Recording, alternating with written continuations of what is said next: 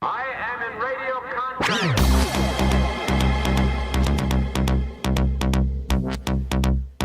What kind of people are we? I am in radio contact.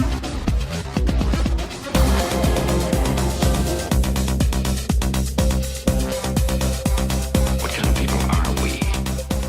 Attention crew, this is your Captain Caliban speaking. This is a supplemental episode of Enterprising Individuals, where we bring you news and tidbits from the world of Trek, also interviews with special guests, and a few little surprises along the way. The show proper is still on leave currently, and we're bringing you intermittent updates of news as we prepare our third season, our new season, which is set to release in the, well, let's say late January, early February of 2018. Exciting, already taping shows, and looking forward to it a lot. The news is quiet on the Star Trek front, as you can imagine, as Discovery is settling in to be our new show. So the news is mostly about that, and there's not much to tell. The show's going pretty well. As we reported previously, CBS has reported that they almost doubled their subscriber base based solely on Star Trek Discovery. And so that is definitely good news. But there are a few things to talk about, so let's get underway.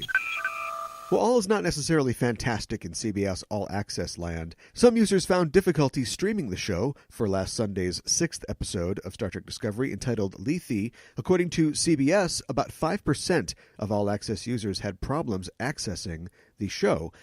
I'll tell you right now, it's way more than 5. That is corporate spin. I had a problem.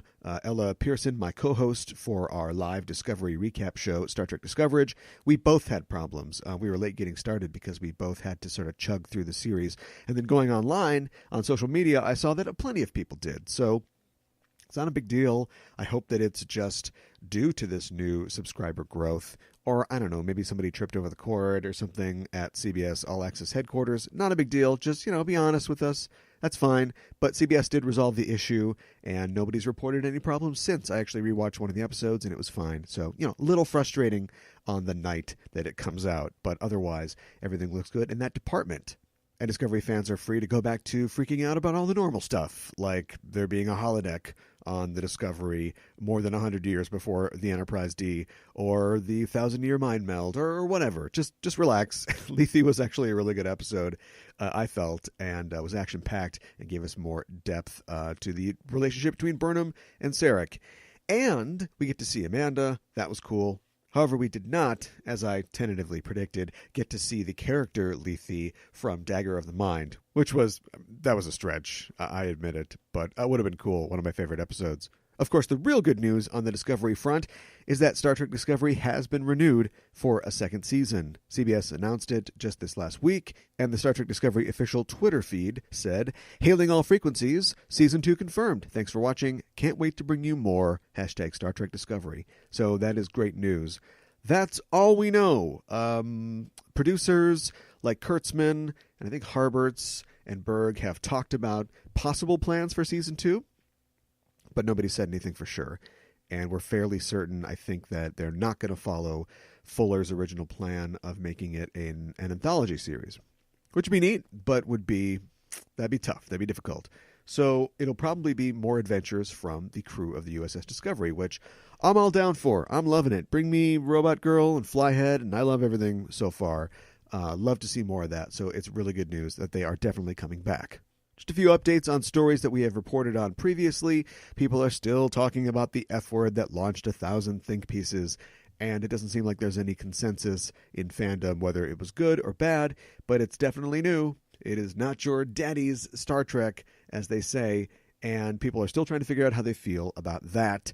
The story that's on everybody's mind, which we reported early and has now been picked up by a lot of outlets, that a lot of people think that Shazad Latif is playing silly buggers with us, and that he is a part of some conspiracy, not in real life, or I don't know, it seems a little shifty, on the show, that he is actually somehow the character Vok, and that is who Ash Tyler is.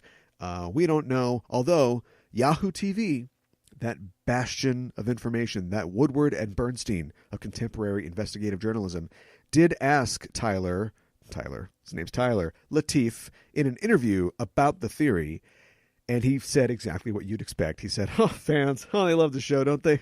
All kinds of crazy theories. Ha, ha, ha, ha.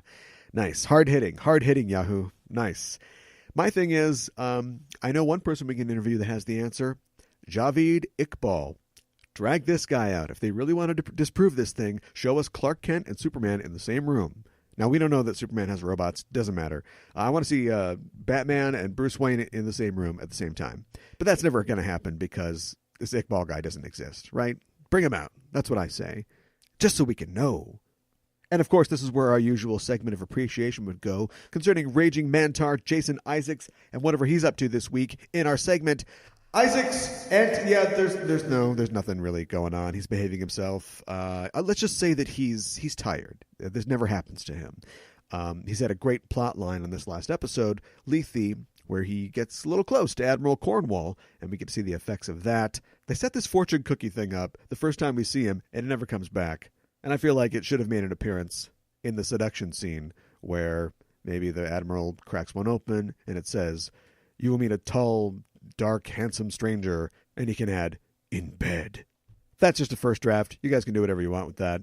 But please, more fortune cookies in the future. If the food synthesizers can criticize your meal choices, we need some cookies telling us what to do. That's for sure. Our top comment on social media from this week comes from YouTube, as a matter of fact. We've had a lot of positive responses to our Star Trek Discoverage live episodes. Thanks, guys. Thanks for joining the conversation, and we are definitely going to continue doing them as the show goes on. This particular comment comes from user Jem Jemison on our Discoverage episode for Lethe, the last episode that aired of Star Trek Discovery. I was debating on the show with my co-host Ella Pearson about the appearance of what certainly looked like a moon in the sky of Vulcan. At the beginning of the episode, Sarek gets aboard a shuttle to take off to go to this diplomatic meeting that he's on, and it's this beautiful, beautiful view of this planet, which, you know, it's not said that it's Vulcan. I think we can assume it was sort of reddish, so I could see like it would be Discovery's version of Vulcan. That's fine, but there's like a huge planetoid and like a smaller one as well. So there's like a giant moon or a planet and another moon. That's like at least one, maybe two moons. That's like 1.5 moons. And of course, Vulcan has no moon. We know that. And this has been, you know, a source of debate for a long time. Specifically, I think in the script of Yesteryear, D.C. Fontana wrote, highlighted, underlined, asterisk, exclamation points, Vulcan has no moon. They drew a moon in the sky, of course.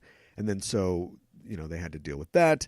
In the original cut of Star Trek The Motion Picture, there's a big moon when Spock is on Vulcan undergoing the Kolinar. And so I was like, what is this? Should I just not believe what Spock said? Was he wrong? And user Jem Jennison cleared it all up with the comment, quote, the opening of Vulcan is not a moon. It's Vulcan's sister planet. Here's an explanation from Memory Alpha. And I won't read the entire excerpt, but it does clear it up, and it shows that people are thinking about this. There are other reference works in the Trek universe, like Worlds of the Federation and Star Trek Star Charts, that offer an explanation that it is a sister planet, which is not technically hasn't been named or seen on screen, or has been seen on screen, depending on your definition. And the sister planet is called Takut, which is something that I'd heard about before, but I never put two and two together. So thank you, Jem. That does put my mind at ease a little bit. I just don't know why they have to keep doing this. And it's like we've got 2 strikes already. So I wonder, is the third strike them just doubling down, but then, you know, we have to go get the information on our own? Or did somebody forget again? But either way, a long time ago, people who did these reference works covered our bases there. They came up with a good reason. So I can believe that. That's fine. Here's what I don't get. I asked what the crystals were at the beginning of Star Trek Discovery's credit sequence. The ship is, you know, flying or sort of being drawn and constructed, and then you see these crystals flying by. And they're all green crystals. They look like kryptonite to me. And I wondered if they were dilithium, because dilithium, when we see it, is usually, you know, in the original series, is often depicted as pink or whitish, just harkening back to the original series, because that's the era that we're in here. In Mudd's Women, we see a damaged crystal, and it has, maybe it's just the light, I'd call it pinkish, but it's definitely like a kind of rosy quartz-looking type deal. In Ilana of Troyes, you know, she has their necklace, which is dilithium, and it has the same sort of look to it. So to me, that just says, yeah, they're kind of pinkish, or at least they're crystal-looking. But not green. That's so distinctive. but try Google image searching for it. You'll get a lot of responses. So if they've retconned it, or if they've just decided that it's supposed to be green, or it's a different variant of dilithium, that's fine. I accept that. Dilithium, now in spearmint flavor.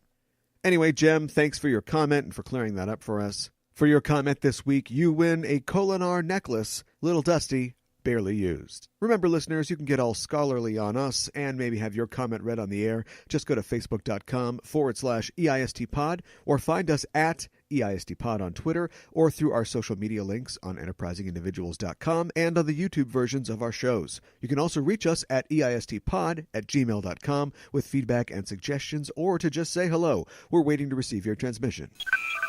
And we're back again this Sunday at 8:30 p.m. Central Time for another episode of Discoverage. Right after Star Trek Discovery ends, the episode this week is entitled Magic to Make the Sanest Man Go Mad, which another wiki tells me is a quote from the Iliad and refers specifically to the breast band of Aphrodite. Is that like a bra? I'm not exactly sure, but it has to do with Aphrodite and her powers of love and desire. So looking at the preview of next week, I'm not sure how that connects, but then I'm not sure how any of these interestingly titled episodes really connect to their names. But that's okay. I like a good, weird title, and the episode for the week after next is even weirder, and we'll talk about that too. Tune in to listen to us live on Sunday, and if you do, tweet at us during the show using the hashtag Discoverage. I'll be keeping an eye on the Twitter feed, and we'll try to integrate your questions live if you've got them. If you can't catch us live, our Discoverage shows are available in your usual podcast feed, but I would encourage you to come and listen. We've had some great discussions and some great guests so far, and it'd be no problem for you to just TiVo, insert competitor's recap show name here. And while you're contemplating that, why not check out our Patreon page, where you too can become a crew member for the show by going to patreon.com/EISTpod and signing up to receive exclusive subscriber content like my DS9 recap episodes. We are up to number 3, I think, episode number 3 of DS9, and it's been fun experiencing that show again for the first time. You can also find my Klingon Christmas Carol rehearsal diaries and much more. Just go to patreon.com/EISTpod. Join us live on Sunday night or catch us on your feed later. And as always, anything you can contribute to the show would be appreciated, would help keep us flying. Thanks.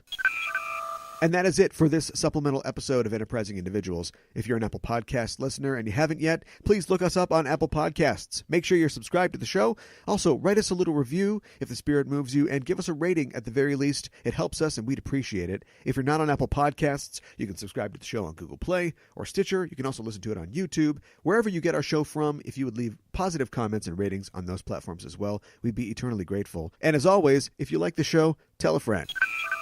We'll be back on the air this Sunday night for our latest live recap episode of Star Trek Discovery. And until then, I'm your Captain Caliban, signing off and saying, live long and prosper.